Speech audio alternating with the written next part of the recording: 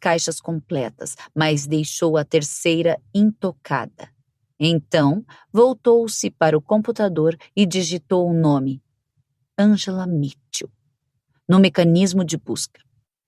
Após percorrer páginas de links que não tinham nada a ver com o ladrão de 1979, Rory finalmente encontrou alguns artigos que continham alguns pormenores sobre o caso. Nenhum dos resultados encontrados na internet apresentava revelações que já não estivessem nas caixas ao seu lado. Rory estava pronta para desligar o computador quando chegou a um link para uma página no Facebook intitulada Justiça para Angela. A página tinha 1.200 seguidores e a última postagem fora feita 2 anos antes. Um curto parágrafo datado de 31 de agosto de 2017. A data de hoje marca o 38º aniversário do desaparecimento da minha querida amiga Angela Mitchell. Tantas décadas depois, ainda não há pistas sobre o caso. Poucos membros do Departamento de Polícia de Chicago ainda se recordam de Angela, e os que lembram se aposentaram há muito tempo e perderam as esperanças de descobrir o que realmente aconteceu com ela durante o verão de 1979. Nós, que fazemos parte desta comunidade online e que procuramos respostas, sabemos que nenhuma solução foi dada durante o julgamento que ocorreu em 1980 e que foi uma farsa. A cada ano que passa, parece cada vez mais provável que o único que poderia esclarecer a verdade está na cadeia. Claro que ele se recusa a proferir uma palavra a respeito de Angela. Como sempre, qualquer pessoa com dicas ou informações sobre Angela Mitchell pode comentar esta postagem, e eu entrarei em contato pessoalmente. O menor detalhe, mesmo tantos anos depois, pode ser útil. A postagem no Facebook incluía uma imagem granulada de Angela Mitchell. Na realidade, era a foto de uma foto. A pessoa que a havia postado utilizou um celular para captar a antiga fotografia de Polaroid, que estava amarelada e desbotada pela passagem dos anos, com o flash da câmera se refletindo no canto superior. Rory olhou para Angela Mitchell. Era uma mulher pequena que, na foto, estava ao lado de outra, mais alta, que Rory assumiu como a autora da postagem no Facebook. Na foto, Angela sorria com timidez para a câmera. Com o olhar voltado ligeiramente para baixo e para a esquerda, incapaz, Rory entendeu, de olhar diretamente para a lente da Polaroid. Rory sentia a mesma aflição. A suposição que Lane fizera no bar no dia anterior estava correta. A semente da curiosidade fora plantada na mente de Rory, e impedi-la de crescer era tão impossível quanto impedir o nascimento do sol. Inicialmente, ela ficou curiosa sobre o caso por causa do envolvimento do pai. Mas agora, desde que tinha ficado sabendo mais a respeito da mulher misteriosa no centro daquilo tudo, sentiu um impulso familiar do interesse que sabia que não podia ignorar. Era o mesmo sentimento que encontrava no início de uma reconstituição.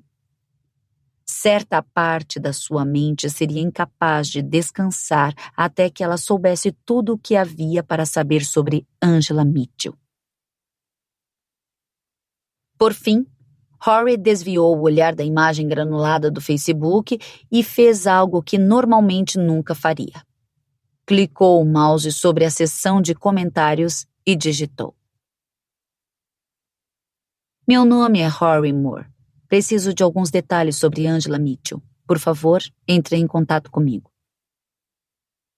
Rory apertou Enter antes que pudesse reconsiderar o que fez. Rolou para o alto da página do Facebook, clicou no ícone sobre e conseguiu informações acerca da pessoa que havia criado a página. A mulher afirmava ser a amiga mais próxima de Angela Mitchell no verão de 1979. Seu nome era Catherine Blackwell. Chicago, agosto de 1979. O Valium estava ajudando. Angela não vomitava havia 3 dias e as dores de cabeça se manifestavam com menos frequência. A medicação embotava o impulso de arrancar as cicatrizes dos ombros e o efeito geral entorpecia a paranoia e mantinha as preocupações de Thomas afastadas. Ângela, que tomava o dobro da dose sugerida, se preocupava não só com a medicação em excesso, como também com o que aconteceria quando o Valium acabasse. Thomas observava a mulher com atenção desde o colapso, e ela se esforçava para se acalmar e convencê-lo de que, desde a consulta com o médico, sentia-se melhor. Que sua breve recaída estava sob controle. Que a identidade do estranho do beco, embora a princípio perturbasse, agora trazia alívio. E, mais importante, que ela não precisava consultar um psiquiatra. A representação e a camuflagem dos sintomas era exaustiva. Ângela não tinha certeza de por quanto tempo mais conseguiria manter o truque. No entanto, um alívio estava chegando. Thomas programara inspecionar um canteiro de obras em Indianápolis no fim de semana e se encontrar com o construtor que estava planejando um loteamento de 150 casas. Thomas e Bill vinham fazendo uma oferta pelo trabalho e o marido ficaria fora durante todo o sábado e na maior parte do domingo. A conversa sobre o cancelamento da viagem começara depois que Thomas chegou em casa alguns dias antes e encontrou Ângela coberta de sangue e em um estado de nervos como ela nunca antes mostrara ao marido. Mas precisando desesperadamente tanto de um tempo longe da preocupação sufocante de Thomas, como de uma oportunidade para investigar as suspeitas acerca de Leonard Williams, o estranho do beco, Ângela usou toda a sua força de vontade e dobrou a dose usual de Valium para oferecer uma fachada de normalidade e bem-estar. Naquele momento, na manhã de sábado, junto de Thomas à mesa da cozinha, tomando café, Ângela deu mais um empurrão nesse sentido. Você tem de ir, querido. Estou me sentindo muito melhor. Está tomando a medicação, não está? Thomas olhou para ela. Sim, está ajudando. Me preocupa ficar longe durante uma noite. Bill é capaz de lidar com isso sem mim. Vou ficar bem. Ângela afirmou, tentando ocultar a urgência em sua voz. E nós precisamos desse contrato. Seria um bom dinheiro.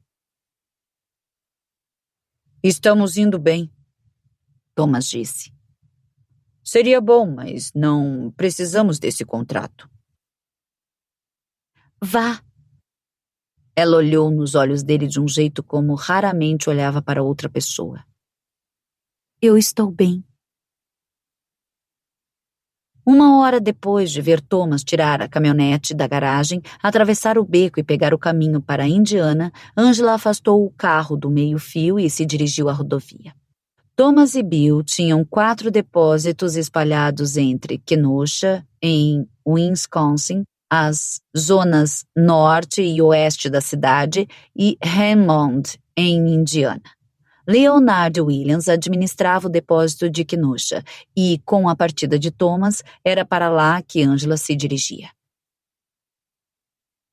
Ficava a cerca de 1h30 de distância de Chicago. Ângela consultou o mapa depois de sair da rodovia e, algum tempo depois, virou e pegou o longo caminho que levava ao escritório e depósito do marido em Wisconsin. Um rastro de poeira flutuava atrás de seu automóvel conforme ela passava. Situado no final de um grande distrito industrial, o escritório era uma das muitas construções térreas que ladeavam a estrada de cascalho. Quando Ângela chegou, na manhã daquele sábado, seu carro era o único ali presente. Ela o deixou no estacionamento, mas com o motor ligado e o ar-condicionado funcionando a toda enquanto ouvia o rádio. Durante a noite, houve um progresso no caso das mulheres desaparecidas e a emissora WGN dava os últimos detalhes. É possível, dizia o repórter, que o corpo encontrado no início desta manhã seja o de Samantha Rogers, que desaparecera há 3 semanas e era considerada a 5ª e mais recente vítima do ladrão. Angela continuava sentada no carro, quando sua mente retrocedeu para a noite em que Catherine e ela, na sala de estar, assistiram ao noticiário da TV sobre a desaparecida chamada Samantha Rogers. Desde então, Angela criara uma biografia da mulher e sabia todos os detalhes de seu desaparecimento.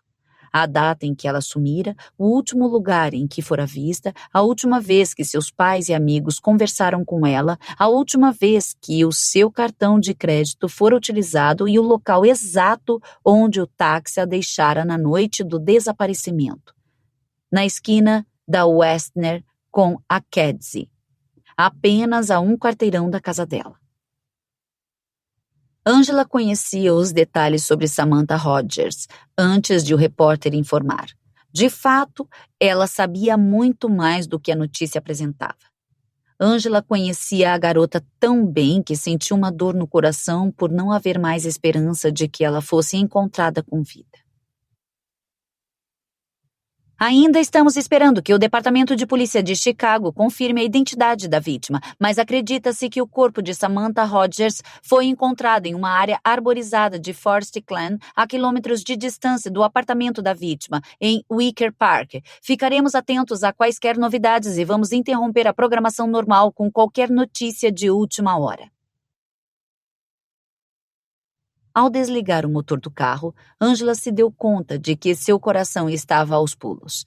Quando tirou as chaves da ignição, elas tiniram com o tremor da sua mão. Angela se firmou ao desembarcar do veículo e olhar ao redor. Sabia que o depósito estaria vazio àquela hora numa manhã de sábado, pois as equipes já estavam nos seus canteiros de obras. Angela atravessou o estacionamento de cascalho. A porta do escritório estava trancada. Antes de sair de casa, ela pegara um molho de chaves preso a um chaveiro do Chicago Bears no fundo de uma gaveta da cozinha. Tirando as chaves da bolsa, tentou inserir uma chave após a outra na fechadura, até que inseriu a correta e abriu a porta. Entrou no escritório e fechou a porta atrás de si, olhando pela janela na direção do estacionamento. Seu carro era o único parado ali, com a tempestade de poeira que ela causara ao dirigir pelo caminho de cascalho dissipada em uma nuvem branca que cobria a área. Angela dedicou algum tempo a olhar para a extremidade do caminho, vazia e silenciosa. Trancou a porta e se afastou da janela. No escritório principal, Angela passou pela mesa e abriu as gavetas dos arquivos de metal que ocupavam a parede dos fundos. Folheando as pastas, precisou de 10 minutos para encontrar os registros dos empregados. A Mitchell Blackwell Construções tinha 77 funcionários. Em 1 minuto, ela localizou a pasta com o nome Leonard Williams, o supervisor do depósito e o homem que acompanhava Bill Blackwell quando Angela estava na cozinha de Catherine no dia do seu colapso. Ela puxou a pasta e se sentou no chão para lê-la. A primeira página continha uma cópia da foto da carteira de motorista de Leonard Williams. Ao olhar fixamente para os olhos escuros e o rosto sem expressão do homem que a abordara algumas semanas antes no beco, atrás da sua casa, um calafrio tomou conta de Angela. Ela ficou sabendo que ele tinha 52 anos, fora empregado de outra empresa de construção situada no subúrbio de Wooddale, no oeste, e chegara a Mitchell Blackwell com cartas de recomendação entusiásticas do seu antigo empregador. Leonard era casado e tinha 2 filhos. Enquanto folheava a pasta, algo atraiu sua mente. Era o jeito como seu cérebro funcionava. Havia algo que ela tinha visto, mas não reconhecera. Uma pequena relevância que se enterrou no seu subconsciente, mas que ainda não flutuara para a superfície. Angela sempre fora capaz de sentir essa atenção aguda em relação a algo crítico, mesmo que não conseguisse identificar imediatamente. Ela ignorou a ligeira falha em seus pensamentos, bem como o sussurro suave que ecoava nas partes longínquas da sua mente, e continuou a folhear o arquivo. formulários de imposto de renda, contratos de trabalho, papelada de indenização por acidente de trabalho e referências do sindicato.